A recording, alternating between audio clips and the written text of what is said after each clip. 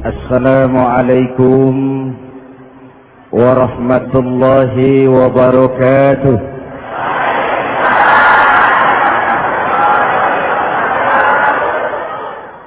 Alhamdulillah wassalatu wassalamu ala Rasulillah Sayyidina Muhammad ibn Abdullah wa ala alihi wa sahbihi wa mawala, amma ba'du.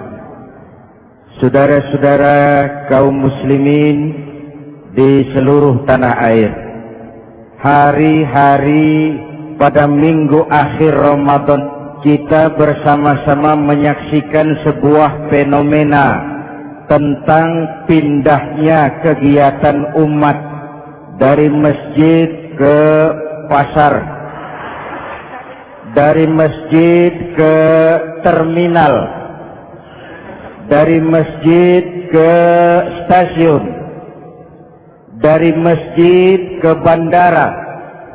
Apa boleh buat, itulah wajah kita. Bahwa lebaran artinya mudik, bahwa lebaran artinya baju baru dan makanan.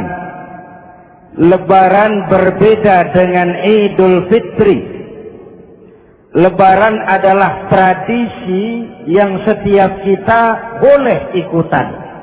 Siapa saja boleh ikut lebaran, tapi tidak tiap orang bisa merayakan Idul Fitri. Mau puasa atau tidak puasa, boleh lebaran. Tidak dilarang sama petugas keamanan. Mau ibadah Ramadan atau tidak melaksanakan ibadah Ramadan, boleh ikut lebaran. Tapi tidak berarti merayakan Idul Fitri, karena selalu ada kos dari apa saja yang kita lakukan. Saya mau cerita, mau dengar gak? Ada dokter gigi, dokter baru. Satu sore praktek, pasiennya 4 orang nunggu duduk jejeran. Dipanggil pasien pertama, diperiksa, berlubang giginya, dicabut tanpa dibius. Namanya dokter baru. Pasien ini teriak, aduh sakit, oh, tidak kuat, sakit. Teriakannya keras sekali. Pasien yang 3 orang yang nunggu gemeter, lari semua. Selesai dicabut, diobati, selesai, tanya, sudah selesai dok? Sudah mas. Berapa biayanya? 200.000. Loh, biasanya kan 50.000, kok 200.000? Biasanya sih memang 50.000, tapi siapa suruh kau teriak? Yang 3 lari.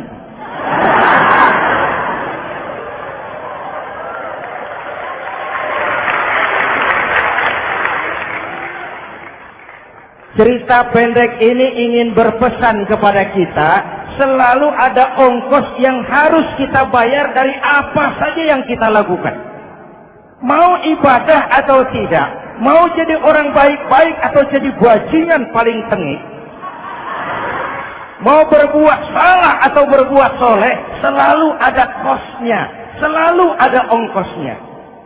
Kita bicara kembali kepada fitrah, Idul Fitri. Bagaimana caranya?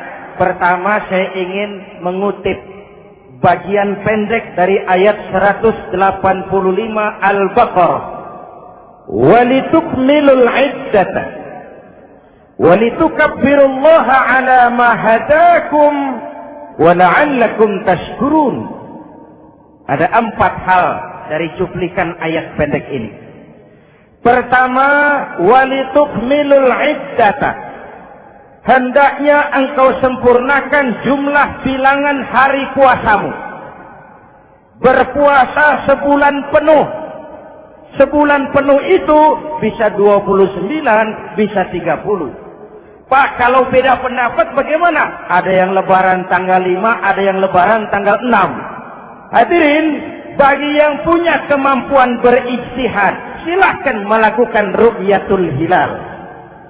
Bagi yang tidak, lebih aman ikut pesan Nabi. Apa pesan Nabi?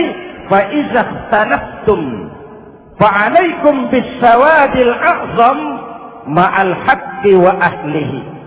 Kalau kamu berbeda pendapat, ikut golongan terbanyak yang benar dan ahlinya. Jadi walaupun banyak, kalau tidak benar dan bukan ahlinya, tidak usah ikutin. Banyak benar dan ahlinya. Contoh, 100 insinyur berbeda pendapat dengan 10 kiai tentang doa kunut. Yang diikuti pasti 10 kiai, bukan 100 insinyur. Betul? Atau sebaliknya, 10 insinyur berbeda dengan 100 kiai tentang konstruksi jembatan.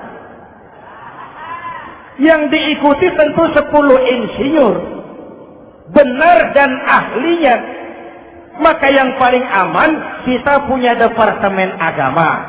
Departemen Agama punya ahli dari MUI, dari Nahdlatul Ulama, dari Muhammadiyah, dari Al-Wasliyah, dari Syarikat Islam, dikumpulkan melakukan ru'yatul hilal. Yang paling aman, dengerin saja pengumuman Departemen Agama.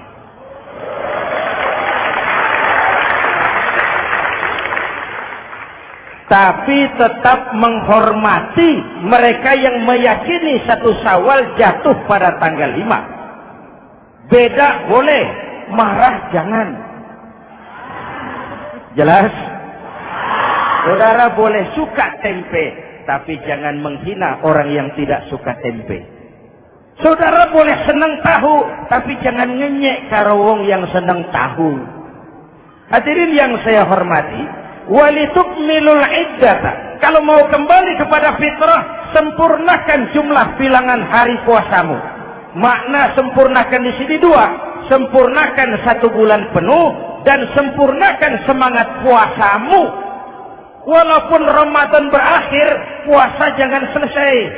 Kenapa? Tangan kita masih tetap terus puasa dari mengambil yang bukan milik kita. Lidah kita walaupun Ramadan sudah selesai tetap berpuasa dari memfitnah dan menggunjing orang lain. Kaki kita walaupun Ramadan sudah selesai tetap puasa dari berjalan ke tempat yang tidak baik. Perut kita tetap berpuasa dari kemasukan barang-barang yang haram. Sempurnakan semangat puasamu. Sikap disiplin, sikap jujur, merasakan kehadiran Allah dekat dalam hidup. Nih, contoh ringan. Tadi waktu asar dan zuhur, saudara sholat apa tidak? Sholat. Waktu sebelum sholat kan berwudu. Ketika berwudu kan berkemur. Umpama waktu berkemur itu saudara korupsi, sedikit saja airnya saudara minum, saya yakin jangankan petugas keamanan, teman wudhu sebelah pun tidak akan tahu kalau waktu berkemur saudara korupsi. Kalau selesai Ramadan ini diterjemahkan, insya Allah negara kita bersih, berkurang korupsinya. Hadirin yang saya cintai, saya kembali kepada pesan Al-Baqarah 185 tadi. Walitukmilul iddata, sempurnakan jumlah bilangan hari puasamu. Puasa sebulan penuh dan kemudian lanjutkan semangat Ramadan. Disiplin, merasakan diri di bawah pengawasan Allah. Sekarang ini Allah ditekan. Kita iman dalam ucapan tapi sekuler dalam perbuatan. Tuhan cuma ada di masjid. Di kantor Tuhan hilang, maka korupsi merajalela. Tuhan cuma ada di masjid. Di pasar Tuhan hilang, maka timbangan tetap curang. Iman dalam ucapan tapi sekuler dalam perbuatan. Kalau jiwa dan semangat Ramadan kita bisa terapkan, insya Allah korupsi akan berkurang. Sekarang kan kita prihatin, yang tadinya teriak-teriak wong cilik malah ribut rumah mewah. Yang tadinya teriak-teriak rakyat kecil, sekarang malah ribut soal villa 5 miliar. Ini kan menyedihkan, memilukan, dan memalukan. Tidak punya sense of crisis. Nah, saya juga nggak tahu apa itu. Udah dengerin aja, kenapa sih? Usil bener. Padahal ekonomi kita masih terpuruk. Lapangan kerja sulit. Jumlah pengangguran rata-rata 2 juta orang per tahun. Lapangan kerja baru sulit terbuka karena investor, jangankan yang dari luar mau masuk, yang di dalam siap-siap keluar. Terakhir kita dengar Sony, pabrik elektronik besar, mau cabut lagi, pindah invest ke Taiwan, menyusul pabrik silet yang di Ciputat itu.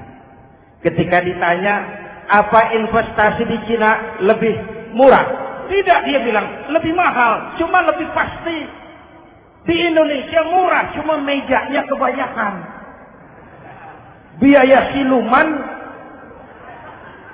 namanya siluman nggak karu-karuan. Keluar uang banyak, urusan tidak pasti, capek. Disahkan undang-undang penyiaran yang justru ditolak oleh masyarakat penyiar sendiri. Industri penyiaran bakal kolaps. Karena sekarang ini boro-boro mereka industri televisi mau break even point. Mau pulang modal, dengan ke depan bisa bangkrut. Akibatnya bisa kita pastikan, jumlah pengangguran makin bertambah.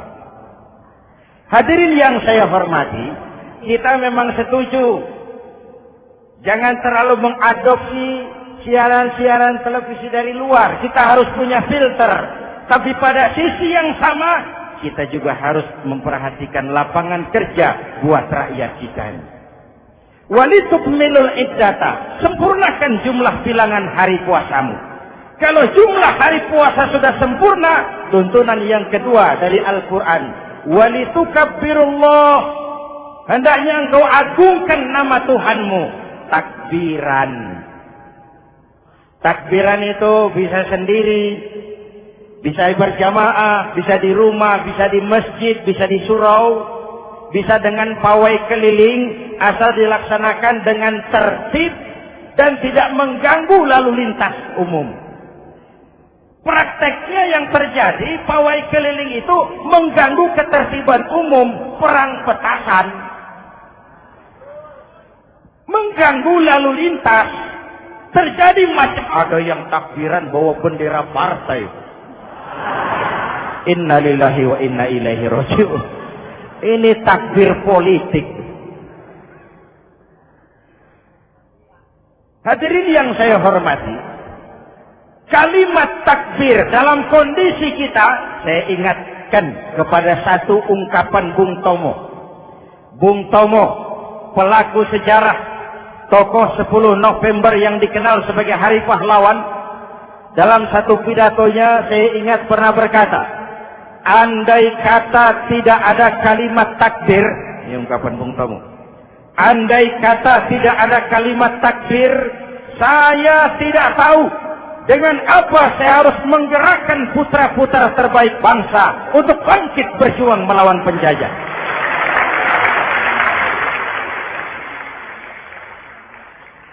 Ketika Allahu Akbar, itu londo, kelihatannya kecil, meriam nggak meleduk. Dahulu orang-orang tua kita cuma ada 2 kata, merdeka atau mati. Tidak berpikir, nanti kalau menang dan merdeka saya jadi wali kota di mana.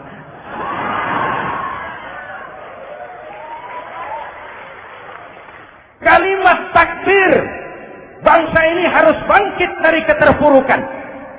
Bangsa ini harus bangkit mengejar ketinggalan-ketinggalannya.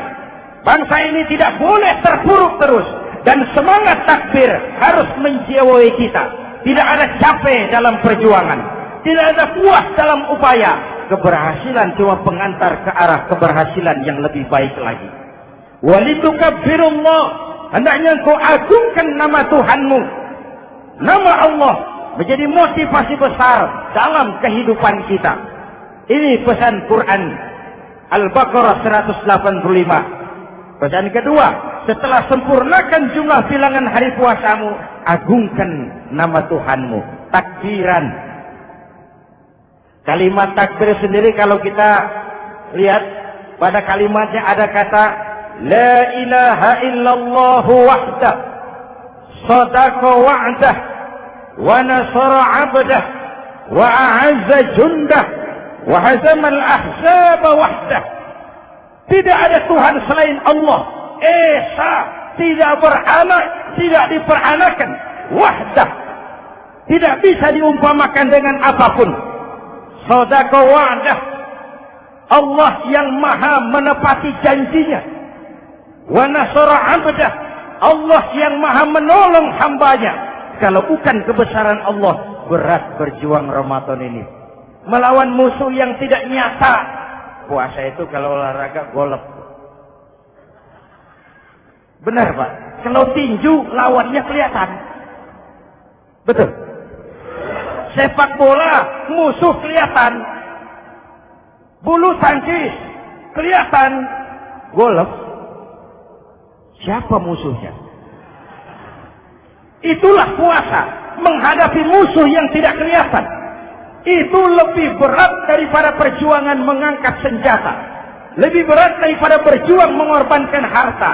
Tapi kalau di bulan Ramadan saja Rasulullah menang dalam perang Badar, itu harus jadi sumber motivasi. Dengan kalimat takbir, dengan keagungan Allah, bangsa Indonesia harus bangkit dari keterpurukan.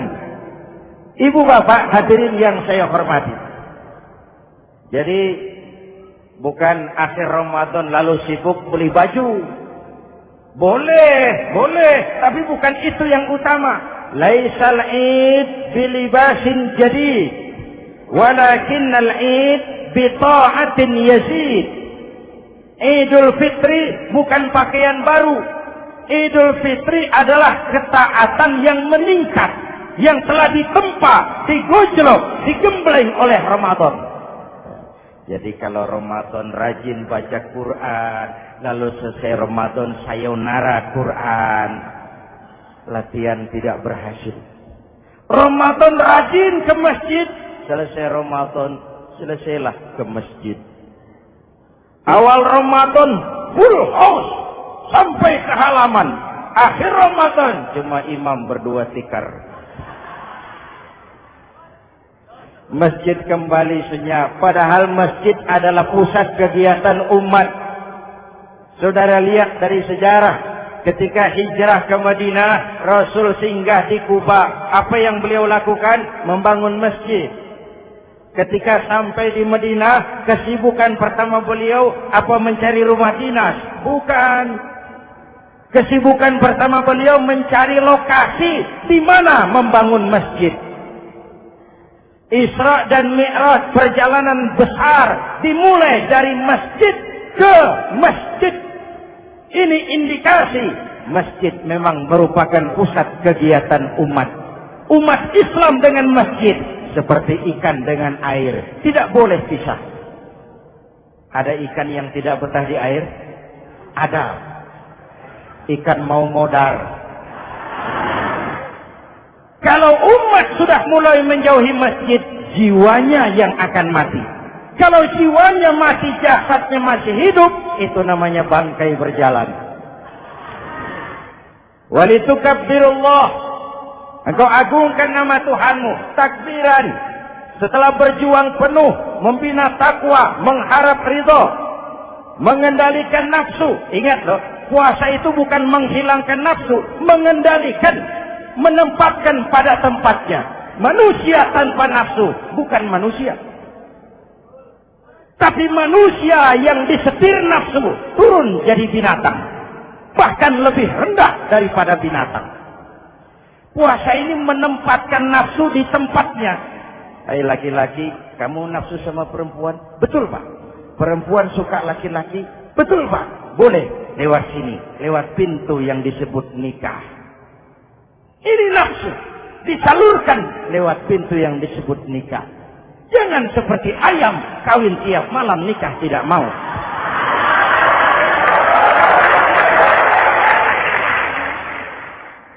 Hai manusia, nafsu kepada materi, kepengen kaya, iya Pak, boleh. Usaha yang halal, jual beli yang halal. Wa ahallallahu al-bai'a wa harrama riba. Allah halalkan jual beli. Jangan ingin kaya lalu makan renten, ingin kaya lalu korupsi, ingin kaya lalu buka peternakan tuyul. Manusia ingin berkuasa, boleh, tapi tetap punya etika dan moral. Jangan ingin berkuasa lalu fitnah, ingin berkuasa lalu mengadu domba orang, ingin berkuasa lalu menghalalkan segala cara. Kuasa menempatkan nafsu pada tempatnya. Manusia yang dikendalikan nafsu lebih puas daripada binatang. Saya punya ungkapan lama, sebuas-buasnya kerbau, makanannya tetap rumput. Saya belum pernah dengar ada kerbau terlalu buas lalu makan roti. Betul? Tapi manusia kalau sudah dikendalikan nafsu, manusia bukan cuma makan nasi, aspal, semen, kertas, minumnya solar. Jauh lebih puas daripada binatang. Inilah puasa. Arep nguwong ke wong. Agar manusia itu jati dirinya, fitrahnya jangan dikendalikan oleh nafsu. Kita ini sudah diciptakan fi ahsani taqwim. Masya Allah. Presented by the Integral CJ's Management.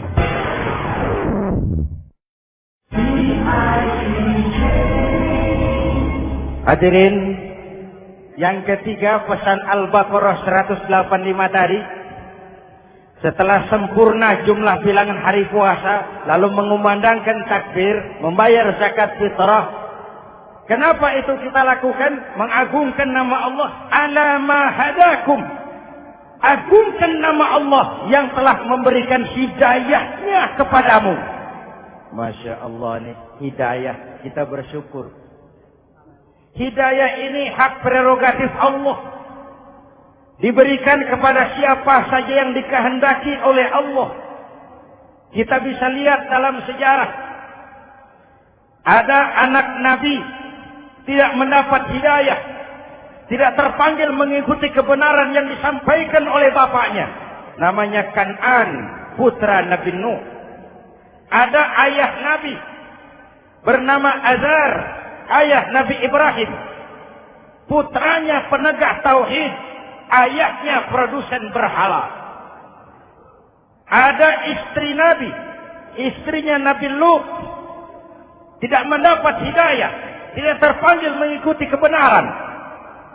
Lalu Abu Jahal, Abu Lahab, paman Nabi, melihat Nabi, menyaksikan mukjizat, mendengar wahyu, melihat tutur kata Nabi, hidayah tidak datang kepada dia, maka mereka tidak terpanggil mengikuti kebenaran.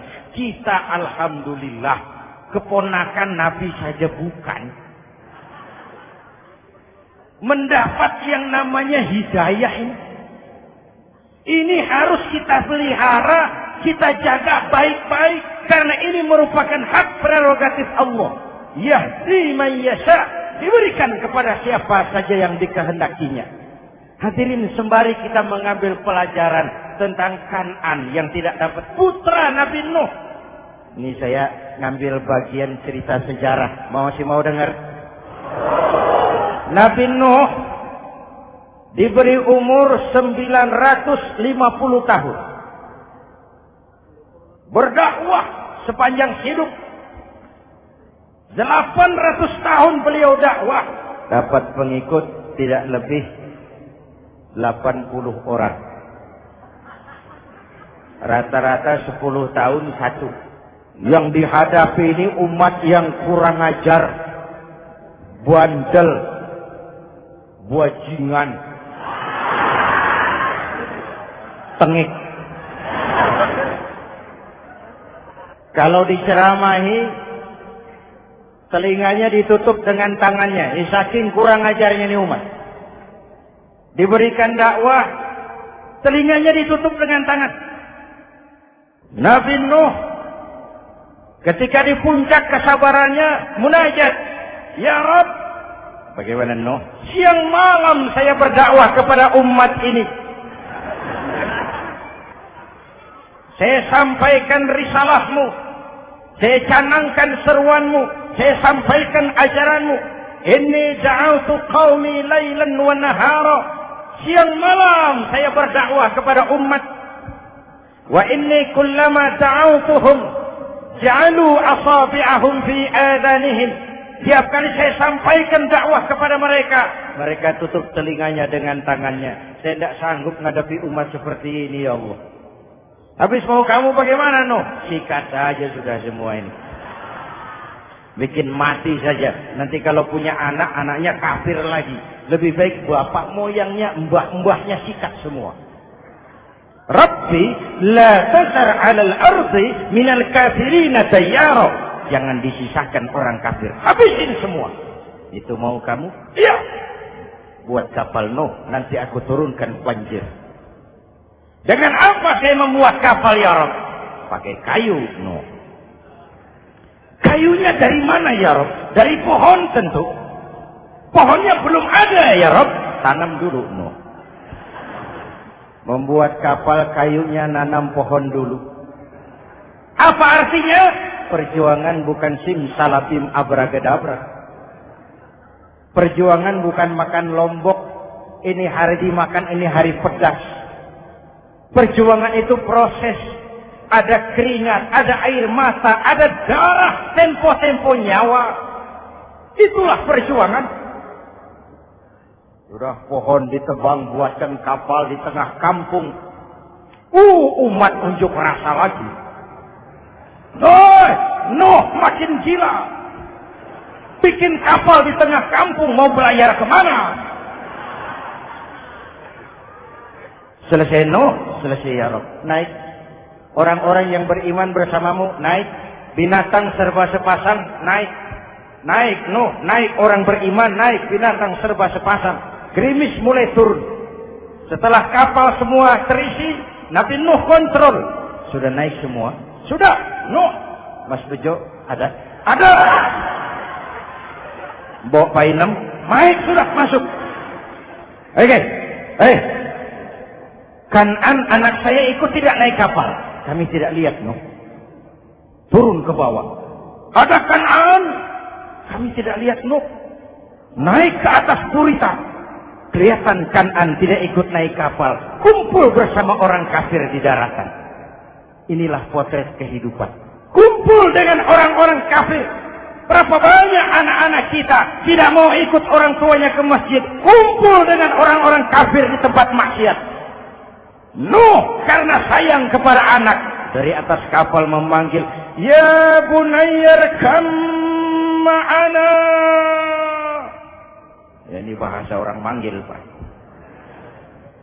Kan'an, kesini nak, naik kapal sama papi. Ini terjemahan bebas.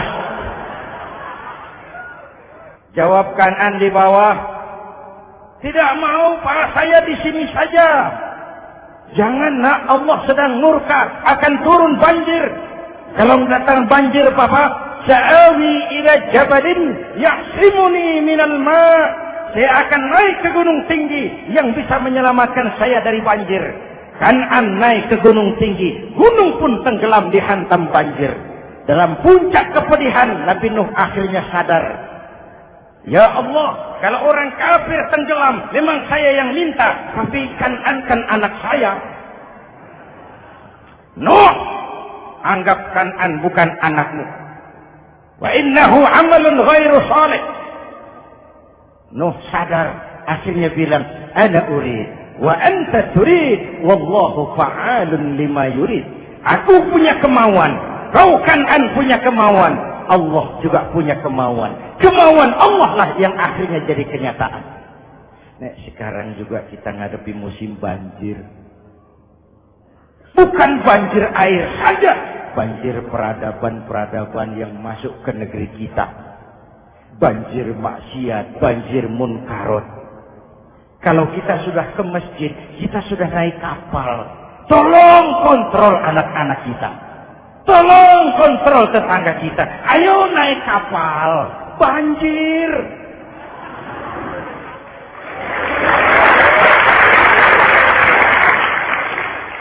Ditutup ayat ini dengan wala'allakum tashkurun, atas hidayah yang diberikan kepada kita. Kita bisa melaksanakan ibadah Ramadan, bisa takbiran, dan diakhiri dengan ungkapan tasyakur. Tasyakur dan tafakkur, mensyukuri nikmat. Saya berulang kali mengingatkan, nikmat bisa berubah menjadi azab kalau kita tidak pandai mensyukurinya. Bayangkan Pak, tahun 87-an kita itu jadi negara yang berswasembada pangan. Beras kita cukup untuk rakyat kita. Sekarang kita jadi pengimpor beras terbesar. Kita beli beras ke Vietnam, kita beli beras ke Thailand, ke negara-negara yang lebih kecil dari kita. Kenapa? Karena sawah kita tanami gedung dan beton. La in syakartum la azidannakum wa la in kafartum inna azabi lasyadid. Kalau kamu bersyukur, aku tambah nikmat. Kalau kamu ingkar, tidak pandai bersyukur, awas, azabku pedih. Maka ungkapan saya, orang kaya bisa masuk surga karena hartanya. Orang kaya bisa masuk neraka juga karena hartanya. Syukur apa tidak syukur? Pejabat bisa masuk surga karena jabatannya. Pejabat banyak yang masuk neraka juga karena jabatannya. Syukur apa tidak syukur?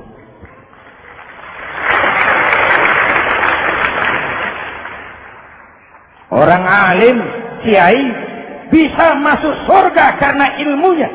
Orang alim pun bisa masuk neraka lebih dulu dari penyembah berhala juga karena ilmunya. Syukur apa tidak syukur? Si jabatan sebagai pemimpin lalu menyadari sayyidul qaumi khadimuhum. Pemimpin suatu umat adalah pelayan bagi umat itu.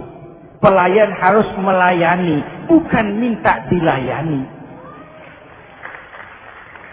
Selama ini kita memandang jabatan itu jalan pintas menuju kaya.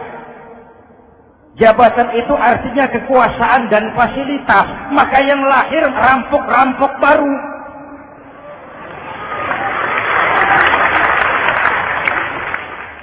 Jabatan adalah alat untuk pengabdian di tengah rakyat yang sedang susah, di tengah negara yang sedang terpuruk. Kita memerlukan pemimpin-pemimpin yang sadar. Sayyidul qaumi khadimuhum.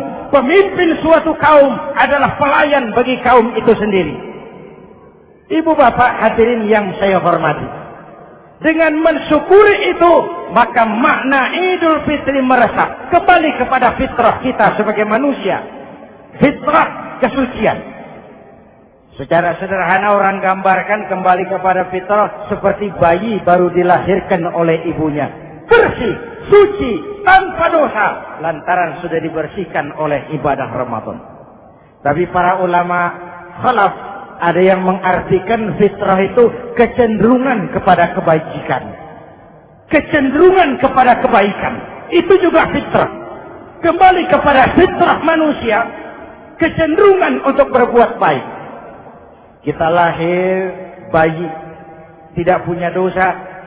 Betul? Tidak ada dosa warisan dalam Islam.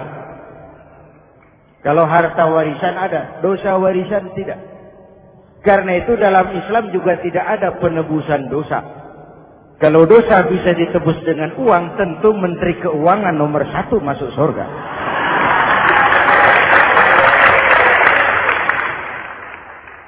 Dosa dalam Islam ditebus dengan taubat. Langsung kepada Allah, sonder calo. Hadirin yang saya hormati, kembali kepada fitrah seperti bayi baru dilahirkan oleh ibunya. Bersih, tidak punya dosa kepada Allah lantaran sudah dibersihkan oleh ibadah Ramadan. Soalnya kemudian kita kan tidak hanya bersalah kepada Allah, kita ini juga bergaul dengan sesama manusia. Betul? Sebuah hadis, sahabat ditanya oleh Rasul, "Atadruna manil muflis?" Saudara-saudara, tahu kamu siapa orang yang bangkrut? Oh Rasul, orang bangkrut yang tidak punya uang, orang bangkrut yang tidak punya harta. Salah, kata Rasul.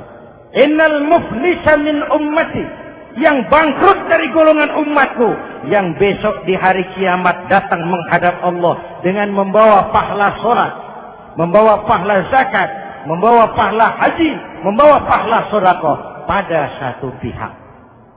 Sementara pada sisi yang lain, sebelah kiri, orang ini juga datang membawa kesalahan karena pernah mencaci maki orang, pernah memfitnah orang, pernah memakan harta orang dengan cara yang zalim. Satu sisi bawa kebajikan, sisi lain bawa kesalahan. Kalau ini yang terjadi, bagaimana nasib kita, kata Nabi? Tuhan, ini pahala solat saya, ini solat yang wajib, ini yang sunnah, rawatibnya, nawafilnya. Datang orang, sebentar Tuhan, apa? Dia memang rajin solat, tapi saya pernah dicaci maki. Hancur nama saya, remuk hati saya. Di dunia saya tidak bisa membalas karena dia lebih berkuasa. Sekarang saya menuntut keadilan. Betul? Iya Tuhan. Sini pahala solatmu, kasih orang yang kau caci maki. Tuhan, ini pahala puasa saya, yang wajib Ramadannya, sunnah 6 hari Syawalnya, Senin Kemisnya. Ini Tuhan. Datang lagi, sebentar Tuhan. Kenapa? Dia memang rajin puasa, tapi saya pernah difitnah tanpa benar, dicorengkan arang ke dahi, hancur nama saya karenanya.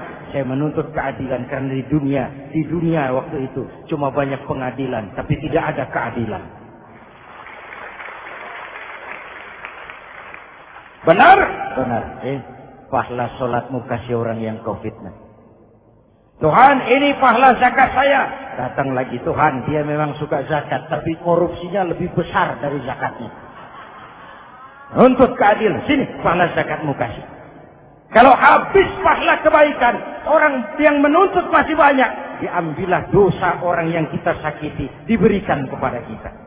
Pahala dipreteli, dosa diberikan. Apa enggak bangkrut?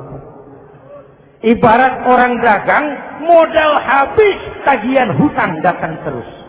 Kenapa? Orang ini cuma baik hubungannya kepada Allah, tapi tidak baik hubungannya dengan sesama manusia. Karena itu, dalam konteks dengan fitrah, manusia makhluk yang fitrah. Apa fitrah itu? Pertama, manusia makhluk yang bertuhan. Itu fitrah. Mengingkari Tuhan, mengingkari fitrah. Yang kedua, manusia makhluk sosial. Zon politikan. Itu fitrah. Kita tidak bisa hidup sendiri. Betapa dan siapapun kita memerlukan yang lain. Maka nuansa Ramadan intinya adalah silaturahmi. Nuansa Idul Fitri, silaturahmi antar sesama kita.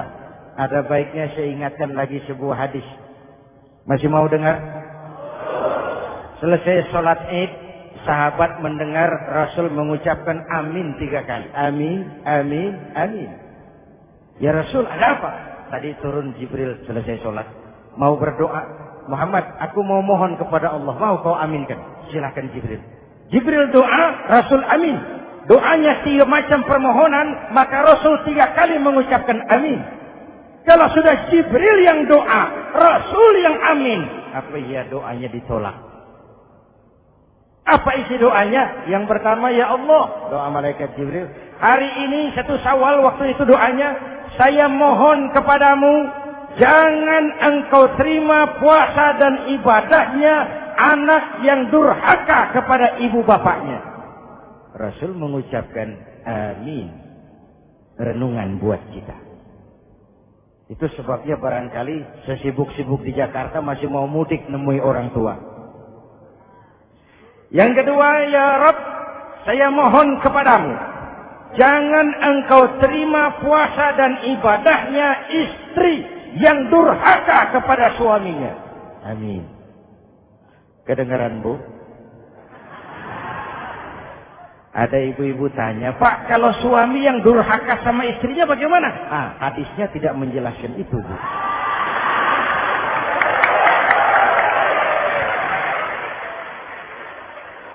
Lo menang sendiri. Yang jelas suami itu presiden rumah tangga, dimintakan tanggung jawab tentang istrinya. Nah istri swarga manut neraka katut. Ketika pulang Isra Mi'raj saja Rasul bercerita, aku diperlihatkan neraka. Neraka ya Rasul? Iya. Lalu aku lihat isinya kok kebanyakan perempuan. Perempuan. Laki bagaimana? Laki juga tidak sedikit. Cuma kebanyakan perempuan. Ya Rasul, apa mereka tidak sholat? Sholat. Apa mereka tidak ngaji? Oh, rajin mereka sama suaminya. Kenapa banyak mereka di sana? Rasul senyum dan menjawab, hunna yakfurnal ashir. Umumnya perempuan kurang bisa terima kasih sama suaminya.